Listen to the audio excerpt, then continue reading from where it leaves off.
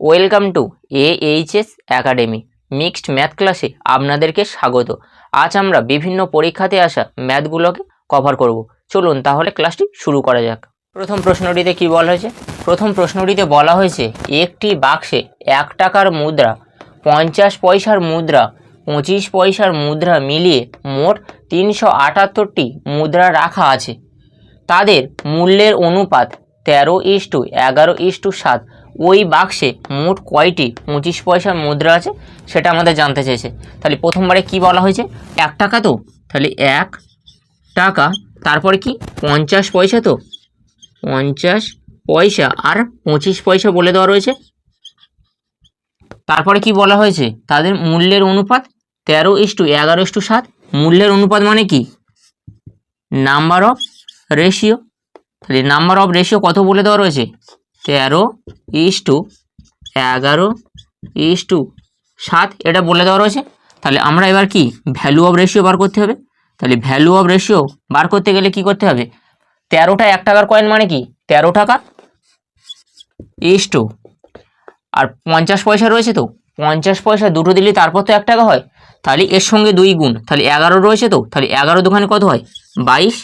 তাহলে 22 ইস্টু, তারপর কি রয়েছে 25 পয়সা, আর 25 পয়সা কটা দিলে 1 টাকা হয়? 25 পয়সা 4টে দিলে তারপর 1 টাকা হয়। তাহলে 4-এর সঙ্গে 7 গুণ করব, তাহলে 4 7 28। তাহলে এখানে আমাদের টোটাল কত হলো? 8 আর 2 কত হয়? 10, 10 আর 3 13, তাহলে 13, 3 হাতে থাকে 1, 2 আর 1 3, 3 2 5 আর 1 6, তাহলে 63। এই 63টা এখানে কত বলে দেওয়া রয়েছে? এখানে বলে দেওয়া রয়েছে 378। তাহলে 378-এর 63 কত গুণ? 6 গুণ। আমাদের জিজ্ঞাসা করেছে কি 25 পয়সার মুদ্রা কটা আছে। তাহলে এর সঙ্গে, তাহলে এটাও তো 25 পয়সার মুদ্রা, এই 25 পয়সার মুদ্রা, তাহলে এই 28-এর সঙ্গে 6 গুণ করে দেবো। তাহলে 28-এর সঙ্গে 6 গুণ করে দিলে কত হয়ে থাকে? 8 ছক 48, 48-এর 8 হাতে থাকে 4, তাহলে 6 দুখানে 12 আর 4 16, তাহলে কটা হলো? 168। এটাই উত্তর। পরের প্রশ্নটিতে কি বলেছে? পরের প্রশ্নটিতে বলা হয়েছে একটি ব্যবসায়ী শাড়ির ওপর 20% হারে বেশি দাম লিখে বিক্রয় করার সময় 5% ছাড় দেন, লাভ হবে কত সেটা আমাদের জানতে চেয়েছে। তাহলে আমরা কি জানি? আমরা জানি কোনো অঙ্কে বা কোনো প্রশ্নেতে যদি একটা বাড়ে একটা কমে এমন প্রশ্ন বললে তাহলে কি হয়? সূত্র প্রথমটা +x, তারপরেরটা -y। তাহলে প্লাস মাইনাসে কি হয়? মাইনাস, তাহলে x × y/100, এটাই সূত্র। তাহলে এই সূত্রে আমরা ফেলে দেবো। তাহলে প্রথমবারে কি 20% বেশি, তো তাহলে এটা প্লাস, তাহলে +20 মাইনাস, তারপর কি বলা হয়েছে? 5% ছাড়, তো তাহলে -5। তাহলে প্লাস মাইনাসে কি হয়? মাইনাস, তারপর কি 20 × 5, তাহলে বাই 100। তাহলে 0 0 কেটে গেল, তো তাহলে 5 দোকানে 10, আর এই 2 2 কেটে গেল, গেলে কি ওপরে 1 পড়ে আছে, তো এখানে কি রয়েছে 20, তাহলে 20, আর এই মাইনাস আর এই মাইনাসে কি হয়? প্লাস, কিন্তু সাইন কার বড়? এখানে 5 রয়েছে, তো তাহলে 5-এর চিহ্ন বড়, তাহলে মাইনাস, আর এখানে এটা কি হবে? এখানে একটা এর সঙ্গে যোগ হয়ে যাবে, তাহলে 5 আর 1 6, তাহলে 20 থেকে 6 বিয়োগ করলে কত হয়? 14। তাহলে এটাই উত্তর। পরের প্রশ্নটিতে কি বলা হয়েছে? পরের প্রশ্নটিতে বলা হয়েছে দুইটি সংখ্যার অনুপাত 4:5 এবং তাদের লসাগু 100, সংখ্যা দুটির যোগফল কত সেটা আমাদের জানতে চেয়েছে। তাহলে এমন অঙ্ক দেখলে প্রথমবারে কি বলেছিলাম? যে গসাগু বার করে নিতে। তাহলে কি রয়েছে? লসাগু কত রয়েছে? 100, তো তাহলে 100 বাই সংখ্যা দুটির গুণফল, তাহলে কি রয়েছে? 4 আর 5, তাহলে 4 × 5, তাহলে এটা করলে কত হয়? 5 20 100 আর 4 5 আর 20, তাহলে গসাগু কতবার হলো? তাহলে গসাগু কতবার হলো? 5। আমাদের কি চেয়েছে? সংখ্যা দুটির যোগফল চেয়েছে। তাহলে সংখ্যা দুটি কি? একটা 4x আর একটা কি, এবং আর একটা কি 5x। তাহলে আমাদের কি চেয়েছে? যোগফল চেয়েছে, তো তাহলে 4 × x এর মান কি 5, তো যোগ, তারপরে 5 রয়েছে, তাহলে 5 × x এর মান কত? 5, তাহলে 5 কি রয়েছে? 5 আর 4 রয়েছে, তো তাহলে 5 4 কত হয়? 20, যোগ 5 5 25, তাহলে এটা যোগ করলে কত হয়? 45। এটাই উত্তর। কিন্তু আমরা এত কিছু করব না। কিভাবে করব? আমরা গসাগু তো পেয়ে গেছি, কী চেয়েছে? সংখ্যা দুটি যোগফল চেয়েছে। এখানে 5 আর 4 যোগফল কত? 9 তো, তাহলে 9-এর সঙ্গে এই 5টা গুণ করে দেবো। 9-এর সঙ্গে 5 গুণ করলে কত হয়? 5 লং 45, এটাই উত্তর। পরের প্রশ্নটিতে কি বলা হয়েছে? পরের প্রশ্নটিতে বলা হয়েছে 9টি বালক প্রত্যহ 4 ঘন্টা করে 30 দিনে ব্যবহার করলে 225 বিল দিতে হয়। 5টি বালক প্রত্যহ 6 ঘন্টা করে কতদিন ব্যবহার করলে 375 বিল দিতে হবে, সেটা আমাদের জানতে চেয়েছে। তাহলে কিভাবে হবে? প্রথমবারে কি বলা হয়েছে? 9টি বালক, তাহলে M1 কত বলে দেওয়া রয়েছে? 9 জন। তারপর কি বলা হয়েছে? 4 ঘন্টা, তাহলে T1 এর মান কত? 4 ঘন্টা। তারপর কি বলা হয়েছে? 30 দিন, তাহলে D1 এর মান কত? D1 এর মান 30। তারপর কি বলা হয়েছে?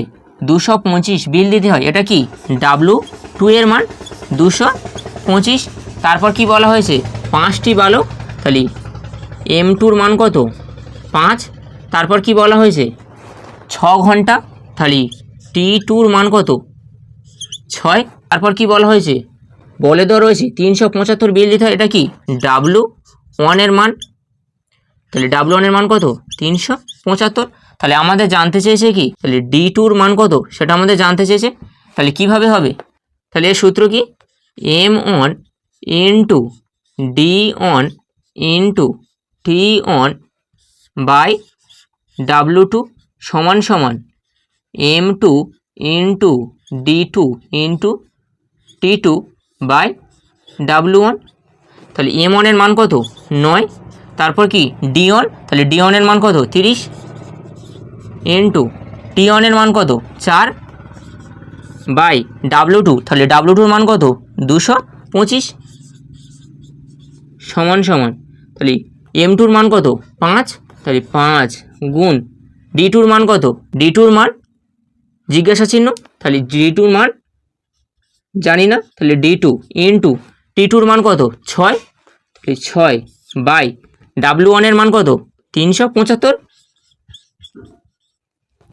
তাহলে এবার কাটাকুটি করব, তাহলে 5 6 30, 6 6 কেটে গেল। তাহলে এখানে কি পড়ে রয়েছে? 375 আর 225 রয়েছে তো, তাহলে 5-এর নামটা যায়। 5 4 20 আর 5 5 আর 25, তাহলে 5 7 35 আর এখানে কি 2 বেঁচে রয়েছে, তাহলে 25 হলো। 5 5 আর 25, ফের 5-এর নামটা যাবে। 5 লং 45 আর 5 15 75, তাহলে এই 9টার সঙ্গে কেটে গেল। আর এখানে কি রয়েছে? ওপরে 4 আর নিচে 15 রয়েছে, তাহলে D2 এর মান কতবার হলো? 15 আর 4 কত হয়? 60, এটাই উত্তর।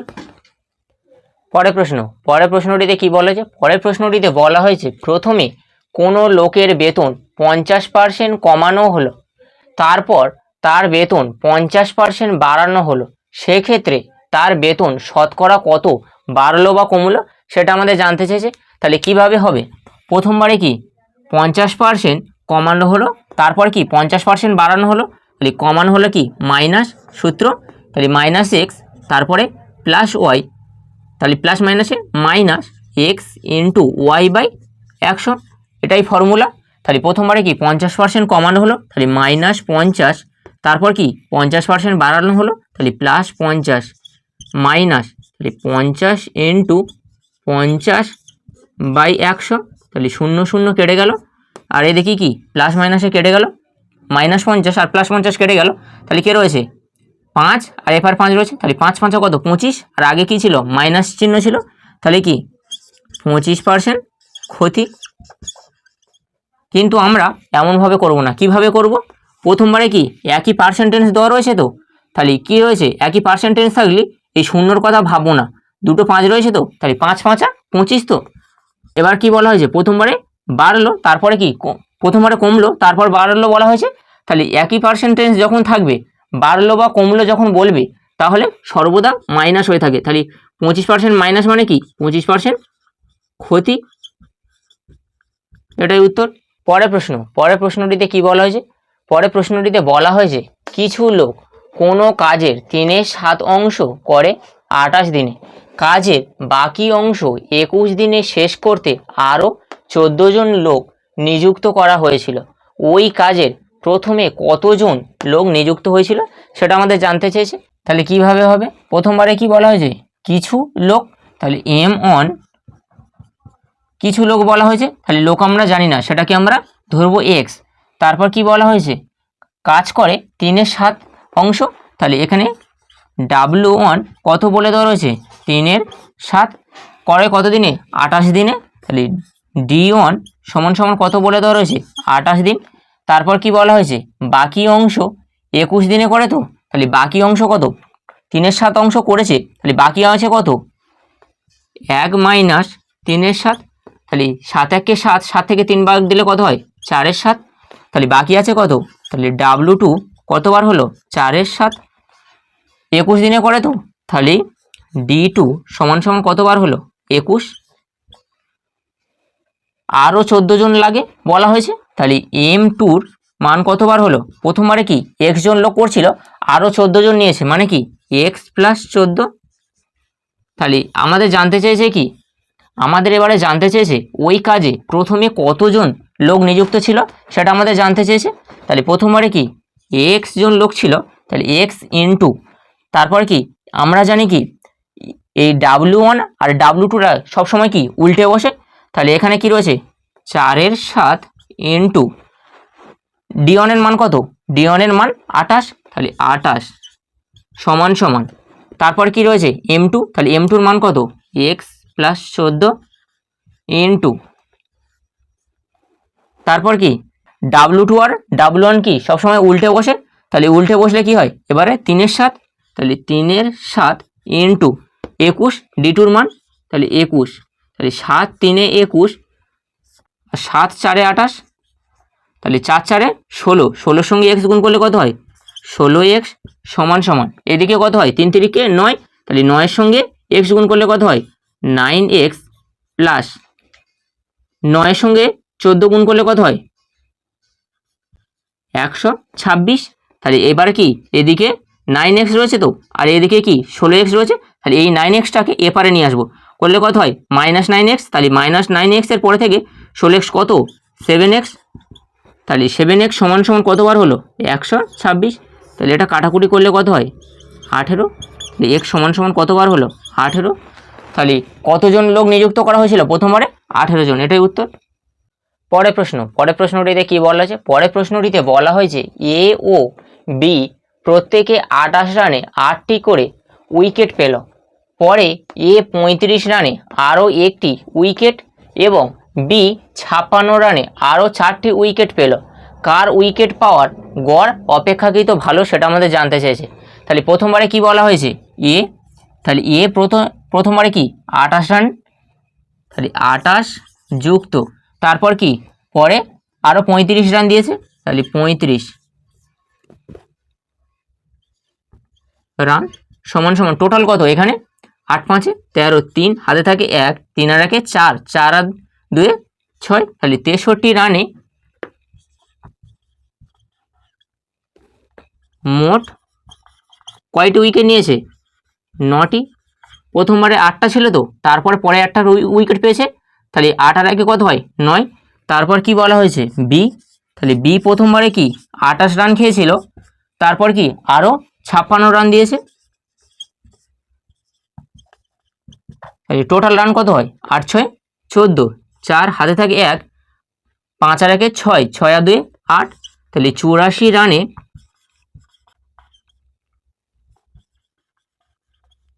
মোট প্রথমবারে কি 8টা উইকেট ছিল, তারপর কি আরও 4টে উইকেট পেয়েছে, তাহলে 8 4 12টি উইকেট, তাহলে এ সমান সমান 63 রানে 9 উইকেট দিয়েছে, তো তাহলে কাটাকুটি করলে কত হয় 7, তাহলে 7 রানে পায় 1 উইকেট।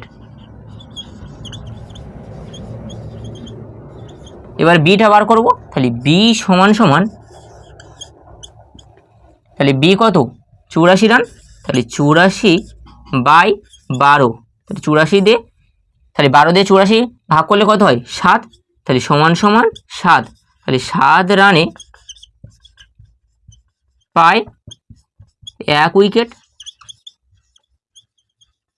তাহলে কি দুজনার গড় সমান, তাহলে অতএব উভয় এর গড় সমান, এটাই উত্তর। পরের প্রশ্নটিতে কি বলা হয়েছে? পরের প্রশ্নটিতে বলা হয়েছে শতকরা কত হারে 900 টাকার 4 বছরের সুদ 5% হারে 720 টাকার 6 বছরের সুদের সমান হবে, সেটা আমাদের জানতে চেয়েছে। তাহলে কিভাবে হবে? পি আর টি বাই 100 সমান সমান পি আর টি বাই 100।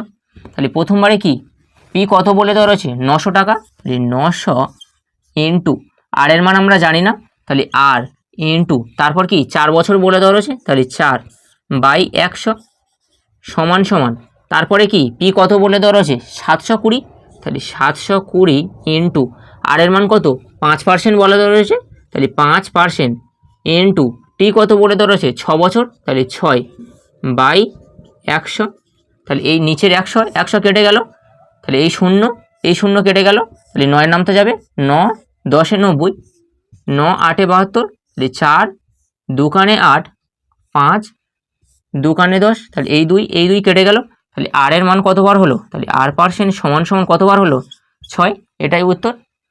পরের প্রশ্নটিতে কি বলা হয়েছে? পরের প্রশ্নটিতে বলা হয়েছে চক্রবৃদ্ধি হারে কিছু টাকা 2 বছরে 800 টাকা এবং 3 বছরে 864 টাকা হলে সুদের হার কত, সেটা আমাদের জানতে চেয়েছে। তাহলে প্রথমবারে কি 3 বছরে কত হয়েছে? 864 টাকা, আর 2 বছরে কত হয়েছে? 2 বছরে 800 টাকা। তো তাহলে বিয়োগ করে দেবো, করলে কত হয়? তাহলে 1 বছরে কত হয়? 64 টাকা সুদ। তাহলে এই 64 টাকা সুদটা কার উপর হয়েছে? 800 টাকার উপর হয়েছে। তো তাহলে আমাদের কি শতকরা চেয়েছে, তাহলে 100 চাপিয়ে দেবো, তাহলে 8 পড়ে থাকে নিচে, তাহলে 8 8 64, তাহলে সমান সমান কতবার হলো? 8, এটাই উত্তর। পরের প্রশ্নটিতে কি বলা হয়েছে? পরের প্রশ্নটিতে বলা হয়েছে শতকরা কত হারে সুদে 360 টাকা 5 বছরে 522 টাকা হবে, সেটা আমাদের জানতে চেয়েছে। তাহলে কিভাবে হবে? প্রথমবারে কি বলা হয়েছে? পি কত বলে দেওয়া রয়েছে? 360 টাকা, কত? 5 বছর, তাহলে টি কত বলে দেওয়া রয়েছে? এখানে টি বলে দেওয়া রয়েছে 5 বছর। তারপর কি বলা হয়েছে? 522 টাকাটা কি? এটা এর মান বলে দেওয়া রয়েছে, তাহলে এ সমান সমান কত? 522। তাহলে আমরা সুদ কিভাবে বার করব? এই পি থেকে বা এই মূলধন থেকে এই এর মানটা যদি আমরা বা এটা যদি বিয়োগ করে দিই, তাহলেই আমরা সুদ পেয়ে যাব। তাহলে এটা দুটো বিয়োগ করে দিলে কত পড়ে থাকে? 162, এটা কি সুদ, তাহলে এটা সমান সমান আয়ের মান। তাহলে আমাদের জিজ্ঞাসা করেছে কি? আমাদের শতকরা সুদের হার চেয়েছে, তাহলে আর পার্সেন্ট সমান সমান কি হবে? 100 ইন্টু তাহলে তাহলে আয়ের মান কত? 162 বাই পির কত? পি 360 ইন্টু টি কত? 5, তাহলে 5, তাহলে 0 কেটে গেল, 5 2 10, তাহলে 18 2 36, আর 18 9 162, তাহলে 9%, এটাই উত্তর। পরের প্রশ্নটিতে কি বলা হয়েছে? পরের প্রশ্নটিতে বলা হয়েছে কোনো মূলধন 2 বছরের চক্রবৃদ্ধি সুদ 410 টাকা এবং সরল সুদ 400 টাকা হলে সুদের হার কত, সেটা আমাদের জানতে চেয়েছে। তাহলে মূলধন আমরা বললো না, কিন্তু তাহলে আমরা মূলধন কি পেলাম? পি জানি না, তাহলে জিজ্ঞাসা চিহ্ন। তাহলে 2 বছরে, তো তাহলে ফার্স্ট ইয়ার 400 টাকা, তাহলে প্রথম বছরে 200 টাকা, সেকেন্ড বছরে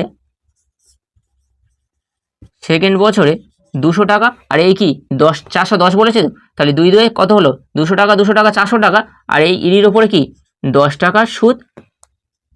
তাহলে এই 10 টাকা সুদটা কার উপরে হয়েছে? 200 টাকার উপরে হয়েছে, 200 টাকার উপর হয়েছে। তো এই 10 টাকা সুদটা আমাদের কি চেয়েছে? সুদের হার, তাহলে 100 চাপিয়ে দেবো, তাহলে 2 নিচে, তাহলে 2 5 10, তাহলে সমান সমান কত হলো? 5%, এটাই উত্তর। ক্লাসটা এই পর্যন্ত। ক্লাসটা যদি ভালো লাগে লাইক কমেন্ট এবং বন্ধুদের মাঝে বেশি বেশি করে শেয়ার করবেন।